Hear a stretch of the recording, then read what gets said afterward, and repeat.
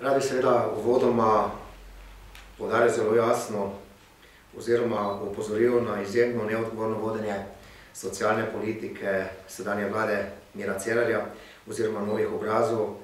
ki nima posluha za najbolj socialno ogrožene ljudi v naši družbi, med drugim tudi tiste velike večine upokojenk in upokojencev, ki prejemajo minimalno pokojnino za polno delovno dobo, ki znaša komaj 443 evrov. Na drugi strani pa za enega migranta oziroma prosilca za azil država namenja 833 evrov. Dejstvo je, da je država dolžna najprej poskrbeti za lastni narod in to bi seveda državljanke in državljani Republike Slovenije, ki živijo na socialnem robu naše družbe, tudi pričakovali. Zato smo včeraj v Slovenski demokratski stranki vložili spremembo zakona o socialno-varstvenih prejemkih, ker želimo prav tem skupinam pomagati, da bodo lažje sestavili začetek in konec meseca. Poglavitne rešitve zakona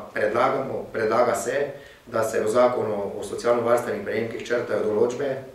ki določajo vpis prepovedi odtujitve in obremenitve nepremičnine za prejemnike denarne socialne pomoči in varstvenega dodatka, ter celotne obveznosti vračanja prejete socialne pomoči in dediščine prejemnika socialne pomoči, in sicer za prejeto denarno socialno pomoč, prejeti varstveni dodatek, oprostitve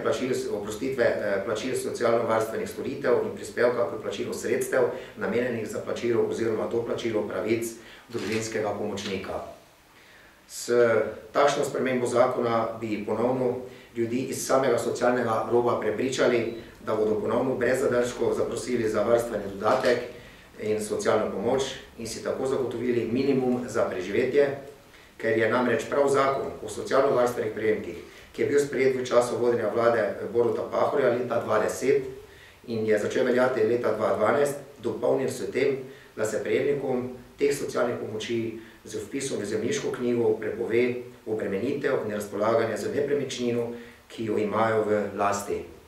Prav zaradi tega so se ljudje iz samega socialnega roba odpovedali in se še odpovedujejo tako socialnim pomočem kot tudi varstvenemu dodatku. In prav zato, da se to več ne bi dogajalo, smo v Slovenski demokratski stranki vložili to spremembo zakona, ker, kot sem že uvodoma povedal, želimo resnično pomagati tistim najbolj ranljivim skupinam ljudi, ki živijo na samem socialnem dnu naše družbe.